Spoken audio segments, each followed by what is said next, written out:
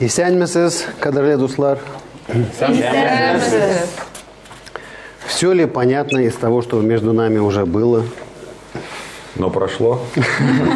Надеюсь, что недалеко. О прошедшем времени, да. Да, значит, прошедшее время, в принципе, это достаточно стройная структура. При всех тех особенностях, мы говорили, что особенности носят исключительно фонетический характер. То есть, что деление на твердый, мягкий вариант, на звонкий, глухой, это единственное, что есть. И это деление повторяется, в принципе, по всей структуре, по всей, можно сказать, ткани татарского языка. Вот. И теперь хочу напомнить, мы с вами в какой-то момент стали набирать вопросительные слова. Какие из них мы уже знаем? Хая. Нәрсе. Кемге. То есть подведем некий такой итог предварительный. Мы знаем уже куда, коя, да, где, Койда. Койда. да, кто, Кем. кого, Кемне. кому, Кемге. что. Нерсе. Ну и добавим еще кое-что. Мы говорили о том, что после числительных существительное не меняет форму числа. То есть не добавляется окончание множественного числа. И, собственно, когда мы говорим о числительных, здесь закономерно добавить вопросительное слово. Как оно читается? Нище. Нище. Сколько? Сколько? Нище.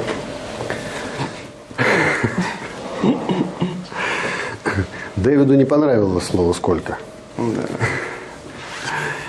Нище. Сколько? И для того, чтобы каким-то образом размять вот эту тему, связанную с числами, с цифрами, с определением количества, мы возьмем первую дюжину, чтобы могли хотя бы поговорить о времени, про часы.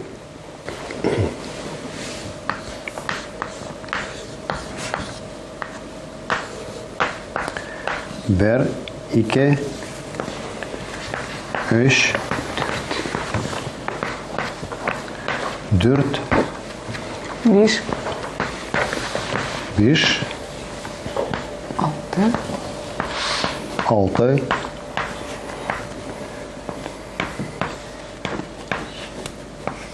жеті, сегіз, тоғыз.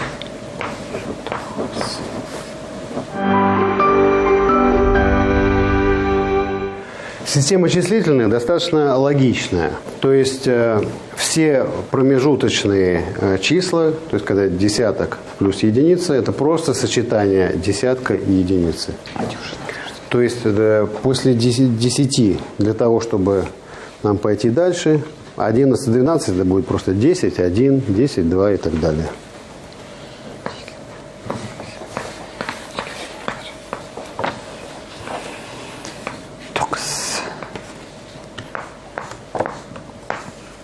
Что означает это слово? Время. Часов. Часы. Да. И поэтому, чтобы спросить, сколько времени, Нище сапать. Нище. Сагат нище. как? Сагат нище. Сагат нище, то есть сначала час, Сагат нище. сколько? Часов сколько, буквально.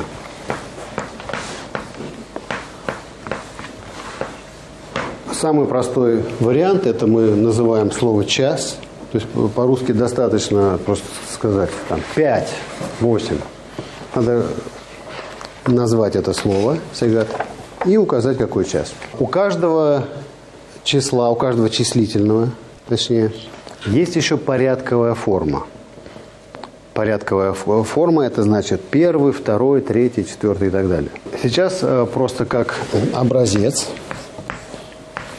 мы напишем вот такое. Это, кроме того, что означает порядковое, так, какой-то первый, там, второй, третий, десятый, это можно использовать для уточнения времени. Например, если нам надо сказать там 12:30, то мы добавляем слово половина. Ярте. Беренче ярте. То есть по-русски мы тоже говорим половина первого, да? Хотя, конечно, во всех языках сейчас такая тенденция, что начинают называть просто час и минуты. Но, тем не менее, такая форма есть, ее можно услышать. Если нам требуется сказать, что во столько-то часов там что-то произошло, мы используем тот падеж, с которым мы ознакомились на одном из последних занятий, который указывает на время. Этот падеж какой? То есть что мы добавляем? Например, чтобы сказать, допустим, в 5 часов мы повторяем слово «сегет». Те. Да, и берем слово 5, и что с ним делаем? Помните вот эти «да», «та», «де», «те»? Биште. Биште. Или в 6 «олты», «да». В зависимости от того, мы видим, что некоторые названия числительных заканчиваются на твердые звуки, а другие относятся к мягкому варианту. Сигезде и тугезда. Сигез – это мягкий, тугез – уже твердый. Попробуем сказать такую фразу. Эдуард, как мы, например, скажем, я пришел на работу во столько-то часов. Я не знаю, во сколько это было. Мин ишта. Эшке. Мин ишке кельдам. Сначала кельдем будет в любом случае в Мин конце. ишке. Беренче ярте кельдам. Вот так вот. Ярте да. Да, кельдем. Буган. А ушел, допустим, в 2 часа. Тоже я. Не, все историю, да. Мы потихоньку выходим уже на истории, не просто предложение. Мин ишта. Я ушел киттем, да? Да. Но это будет в конце. А сначала время назвать. 2 часа, это что у нас? Икин. То есть, сегет, ике, Сагат икин. Икиде. икеде. Мин иш. Икеде, Сагат икиде. Киттем. Киттем. То есть пришел там 11:30, ушел на 2. Хороший рабочий день.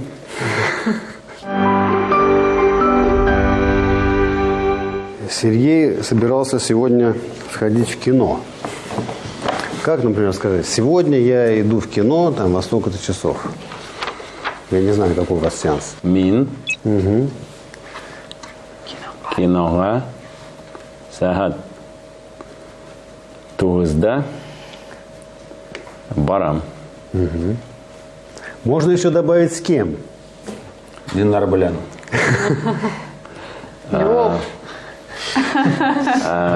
Варванен бренды. Арина, окей. Менің, блин. Биркин бренды. Да? Или как? Ни с кем. Берке. Один в смысле? Ялгыз. Да. Один. Үзен. Достлар, блин. Да, с друзьями. Дослар. Дослар, блин. Или сез, блин. Ну, сез. в смысле. Тогда, Без. если... А от сез как будет протяжательная форма? Безнен, блин. Сезнен. Сезнен, С вами. блин. Сезнен, блин. То есть мин киноға сағат 9-да сезнен, блин, барам. Все согласны? Айда? Ненде кино. Эммануэль. Yok. Икенші. Нәрсе хазыр. Нин биг шот. Мин тоже. Вот таким образом выглядит. И напомню еще раз, что если мы просто хотим сказать что-то например, прозвучала фраза о количестве детей, то 4 детей это как будет? Дурдбала. Да. То есть не добавляем окончание множественного числа. Как нам посчитать, что идет дальше? 11, 12, как будет? 13, 14. Альфинур, как? 11, 12, 13, 14, 15, 16, 17, 18. 19. 19, 20.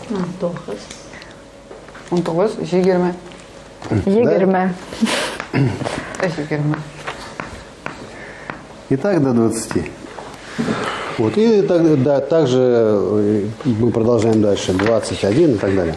Вот. Ну, к бесконечности мы еще подойдем. А сейчас вот такой еще одна пословица, чтобы зафиксировать нам и тему числительных, и тему падежей, которые мы уже освоили. Как будет человек? Кеше. Кеше. А как вот сказать у человека? Кешеде. Да. Угу.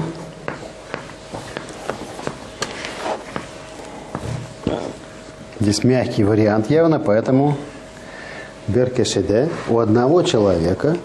Пословица вот в чем заключается. У одного человека один разум. Беркешеде. Бер акыл. Разум. Акелло.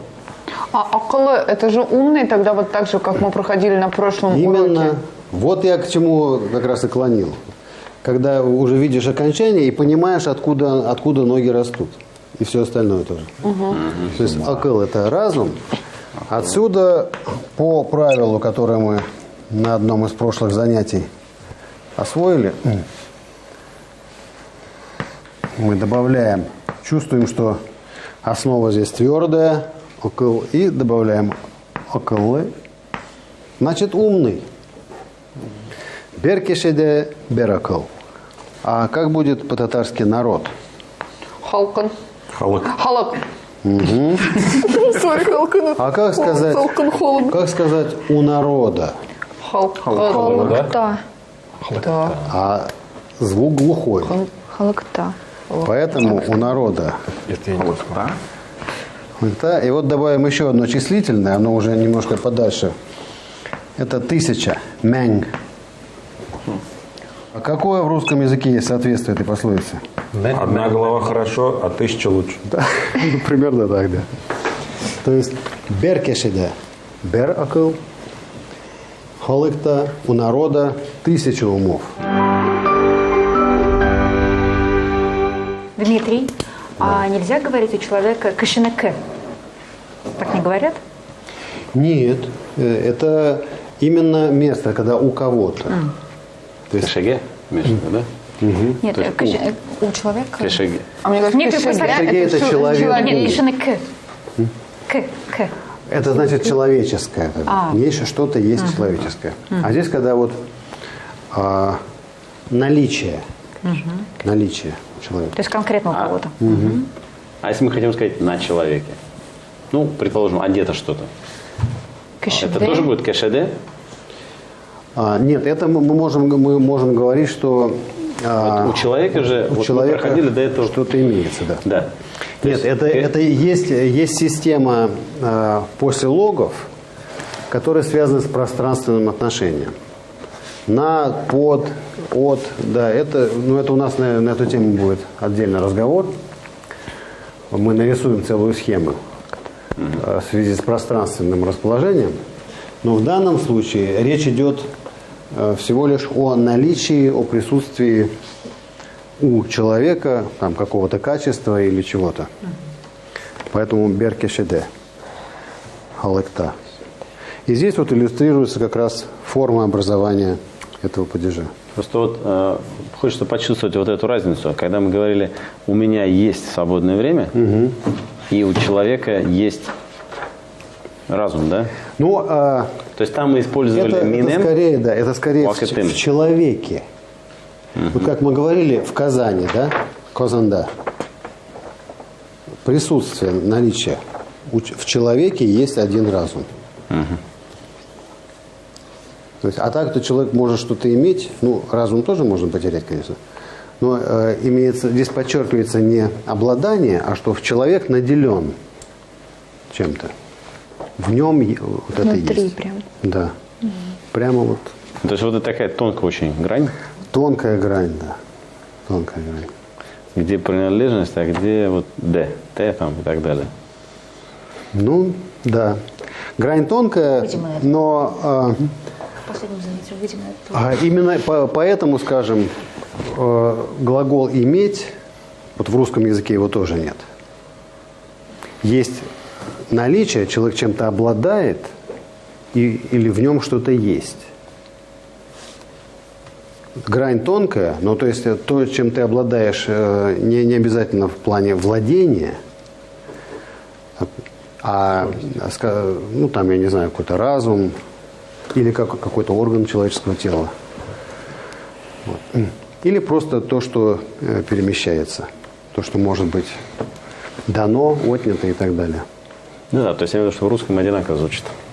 Ну, в каком-то смысле, да. То есть всегда есть какие-то сопоставления, близкие, но никогда они не бывают полностью аналогичны. С этой темы числительных, да еще чтобы напомнить после логи, которые мы с вами осваивали, еще на десерт одна пословица. Есть такая птица, которая называется карлыгач.